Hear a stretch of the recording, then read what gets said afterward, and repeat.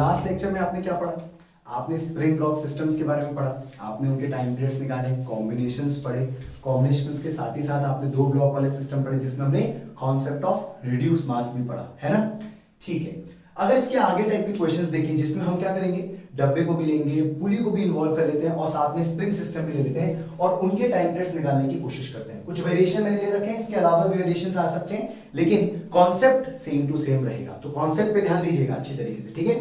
अच्छा, जो मेरा तरीका रहता है वो थोड़ा सा डिफरेंट रहता है एज कंपेयर टू किताबी तरीका। हमारे तरीके के अंदर हम क्वेश्चंस को एग्जाम पॉइंट ऑफ व्यू के हिसाब से करेंगे, ठीक है? तो जैसे सबसे पहले सिस्टम से स्टार्ट करते हैं। This is very basic system, सबसे आसान सिस्टम हमारा ये वाला सिस्टम। अब इस सिस्टम में हमसे पूछा गया कि अगर ब्लॉक को डिस्प्लेस करें तो ब्लॉक का क्या टाइम पीरियड आना चाहिए? What will be the time period for the SHM of the block? Block का टाइम पीरियड क्या आना चाहिए? अब किताब में क्या किया जाता है कि वो लोग पहले इक्विलिब्रियम पोजीशन ढूंढते हैं, जैसे हमने पहले भी किया हुआ है, फिर वो इक्विलिब्रियम पोजीशन से फर्दर उसको डिस्प्लेस करते हैं, फिर दोबारा सारी फोर्सेस लिखते हैं और सेम टू सेम फिर कहानी आगे बढ़ाते हैं। लेकिन हम ऐसे नहीं करेंगे, हम डायरेक्टली वो तरीका फॉलो करेंगे जिसमें हम एक्स्ट्रा फोर्स लिखते हैं और वही एक्स्ट्रा फोर्स हमारी क्या बनती है? Restoring force, correct? तो जितने भी डायग्राम मैंने यहां बना रखे हैं आपको ये समझना है कि सबकी सब अपने पहले से इक्विलिब्रियम में है। पॉइंट नंबर 1, सबसे पहले सारे के सारे डायग्राम किसमें है? अपने इक्विलिब्रियम में है। अब स्टार्ट करेंगे यहां से कि अगर ये अपने इक्विलिब्रियम में है तो एसएचएम कराने के लिए आपको अपने ब्लॉक्स को थोड़ा थोड़ा डिस्प्लेस करना पड़ेगा और जैसे ही उसको डिस्प्लेस करेंगे तो एक्स्ट्रा फोर्स आएगा, स्प्रिंग कहीं ना कहीं जाके खींचेगा और अगर स्प्रिंग कहीं ना कहीं जाके खींचा तो एक एक्स्ट्रा फोर्स डेवलप होगा स्प्रिंग के अंदर, वो कहां तक ट्रांसफर होगा? ब्लॉक तक, और ब्लॉक पे जो एक्स्ट्रा फोर्स वापस आएगा उसको हम बना देंगे रीस्टोरिंग फोर्स, ठीक है? जितना मैंने बोला उस पे जरा ध्यान से सुनिएगा, इस वाली बात को ध्यान से इस पे अप्लाई करना भी सीखिएगा, ठीक है? स्टार्ट करते हैं। तो पहला क्वेश्चन हमारा ये है, पहले क्वेश्चन में अपने पुली सिस्टम है, ब्लॉक है, एक स्प्रिंग है जिसका स्प्रिंग कांस्टेंट क्या है? K है। चलिए, अगर ब्लॉक को मैं डिस्प्लेस करूं slightly by x from the mean position, ये इसका मीन पोजीशन मैं पहले से ही मान के चल रहा हूं, तो इसको x नीचे खींचने से ये वाली रोप x नीचे आएगी। पहले हम कहां तक जाएंगे? स्प्रिंग तक, फिर स्प्रिंग से वापस आएंगे, देखिएगा तरीके को। तो अगर मैं इसको x और नीचे खींचूं तो स्प्रिंग के अंदर फोर्स, स्प्रिंग के अंदर क्या यही एक्सटेंशन आएगा सेम टू सेम? अगर इसको x नीचे खींचा तो ये चीज x नीचे आएगी और अगर ये x नीचे आया तो ये भी x ऊपर आएगा, क्योंकि फिक्स पुली है। फिक्स पुली की खासियत कि अगर ये x नीचे आता है तो ये x ऊपर आता है, तो क्या आप बोल सकते हैं कि स्प्रिंग x ऊपर खींच जाएगा? अगर स्प्रिंग x ऊपर खींचा तो स्प्रिंग कितना फोर्स डेवलप कर लेगा? kx। स्प्रिंग कितना फोर्स डेवलप करेगा? kx। और किस पे लगाएगा? ब्लॉक पे नहीं, रोप पे। और ये बन जाएगा रोप का टेंशन फोर्स। एक्स्ट्रा टेंशन कुछ और होगा, लेकिन एक्स्ट्रा टेंशन कितना डेवलप हुआ? kx की वजह से। तो kx फोर्स यहां डेवलप हुआ, वही kx फोर्स डायरेक्टली ट्रांसफर हो जाएगा ब्लॉक पर। किस डायरेक्शन में? अपवर्ड डायरेक्शन में, क्योंकि ये अगर खींचा तो ये नीचे खींचेगा और ब्लॉक ऊपर खींच के आएगा।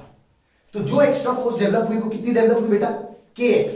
और अगर kx फोर्स डेवलप हुई तो वापस से restoring force will be equals to kx, and if restoring force equals to kx, time period can be directly written as 2 pi under root m by k। k की जगह k ही दिख रहा है इसलिए मैं डायरेक्टली k लिख दिया। आप चाहे तो माइनस साइन यूज कर सकते हैं, कब? जब आपको ये दिखाना हो कि फोर्स उल्टी डायरेक्शन में लग रहा है डिस्प्लेसमेंट की। क्या क्वेश्चन समझ में आया? क्या क्वेश्चन समझ में आया? ब्लॉक खींचा, स्प्रिंग खींचा, स्प्रिंग में फोर्स आया, उस फोर्स को ब्लॉक तक लाए। अच्छी बात यह कि जो स्प्रिंग में आया वही ब्लॉक तक आया और वो जो एक्स्ट्रा फोर्स आया उसी से हमने एसएचएम करवाया। क्लियर? चलिए आगे बढ़ते हैं। नेक्स्ट एग्जांपल ये रहा हमारा। नेक्स्ट में क्या करते हैं, फिर से ये मान लेते हैं कि सिस्टम इक्विलिब्रियम में है। अगर सिस्टम इक्विलिब्रियम में है तो हम वापस से इसको कितना खींचने वाले हैं? यहां से x। अगर इसको x खींचे तो क्या स्प्रिंग x खींचेगा? क्या स्प्रिंग x खींचेगा? नहीं। अब ध्यान से, अगर इसको x खींचा तो ये वाला x नीचे जाएगा, ये वाला साइड, ये है फिक्स्ड, तो ये तो ऊपर जा नहीं सकता। तो आपने पढ़ा हुआ है मूवेबल पुली। मूवेबल पुली में अगर ये x नीचे आता है तो स्प्रिंग कितना नीचे आना चाहिए या पुली कितना नीचे आना चाहिए? x/2। तो मूवेबल पुली में अगर एक एंड को रोक ले और दूसरे एंड को x खींचे तो पुली कितना नीचे आता है? x/2। अगर पुली x/2 नीचे आएगा तो कितना फोर्स स्प्रिंग के अंदर आएगा? kx/2। स्प्रिंग के अंदर ध्यान से, स्प्रिंग कितना खींचा? Extra x/2। तो स्प्रिंग के अंदर कितना फोर्स और एक्स्ट्रा डेवलप हुआ? kx/2। पहले से खींचा हुआ था, मैं तो एक्स्ट्रा फोर्स की बात कर रहा हूं। कितना डेवलप हुआ? kx/2। क्या ये kx/2 पुली पे लगा या ब्लॉक पे लगा? सोचिए इस बात को, ये जो स्प्रिंग है ये फोर्स किस पे लगाएगा भाई, पुली पे लगाएगा, कितना, kx/2। और आप जानते हैं जितना फोर्स पुली पे लगता है उसका आधा आधा फोर्स डिवाइड होकर यहां लगता है, तो यहां कितना टेंशन बढ़ेगा, kx/4 आधा आधा, और इसका वापस से kx/4। तो यहां तक जब फोर्स लौटा, ट्रांसफर हुआ स्प्रिंग से लेकर इस ब्लॉक तक, तब तक फोर्स कितना हो चुका है, kx/4। तो इस बार रीस्टोरिंग फोर्स क्या बनी, ध्यान से, kx/4, फिर से माइनस साइन, क्यों, क्योंकि नीचे खींचा हुआ फोर्स ऊपर की तरफ आया। तो क्या अब आप टाइम पीरियड में t इक्वल्स टू 2π√m/k, और k की जगह भाई क्या लिखा जा सकता है इस बार, k/4। देखिए कितना आसान लॉजिक है, आंसर फटाफट मिलेंगे आपको, ज्यादा देर नहीं लगेगी, बस आपको थोड़ा सा दिमाग लगाना पड़ेगा कि हम लोग पहले ब्लॉक को खींचते हैं, स्प्रिंग तक जाते हैं, स्प्रिंग पे फोर्स निकालते हैं एक्स्ट्रा, उस एक्स्ट्रा फोर्स को दोबारा ब्लॉक तक लाते हैं, प्रोसेस कहीं भी मिस नहीं होना चाहिए। नेक्स्ट तीसरे वाले की बात करते हैं। तीसरे वाले में अगर ब्लॉक को वापस से एक्स खींचा जाए नीचे इक्विलिब्रियम से, तो पहले बच्चों को डाउट आता है कि ये दोनों जो स्प्रिंग है, क्या दोनों एक्स नीचे आएंगे, क्या दोनों एक्स नीचे आएंगे, अगर दोनों एक्स नीचे आए तो मतलब पैरेलल कॉम्बिनेशन है, बट ऐसा नहीं है। अब ध्यान लगाइए थोड़ा सा, क्योंकि ये पूरा एक ही रोप से कनेक्टेड है, तो मतलब इस रोप में एक सिंगल टेंशन हो सकता है, इस रोप में अगर सिंगल टेंशन हो सकता है तो सिंगल टेंशन मतलब सेम टेंशन, और सेम टेंशन कौन सा कॉम्बिनेशन होता है, सीरीज कॉम्बिनेशन।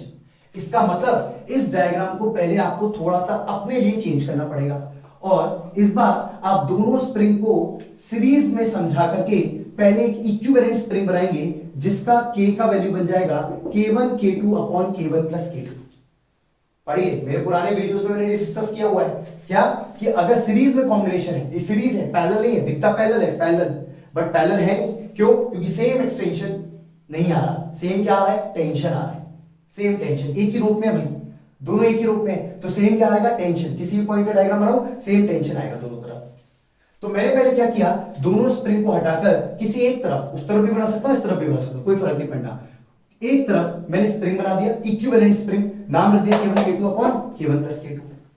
ठीक है, अब वापस से सिस्टम को दोबारा बना दिया, थोड़ा आसान हो गया, इससे कंपैरिजन में ये सिस्टम थोड़ा सा आसान हो गया। अब फिर से अपना काम करते हैं, ठीक है, स्टार्ट करते हैं। तो अगर इसको मैं x खींचूं, तो इसको खींचने से पुली कितना नीचे आ जाएगी, x, क्योंकि डब्बा किससे कनेक्टेड है, पुली से कनेक्टेड है, तो पुली कितना नीचे आएगी, x।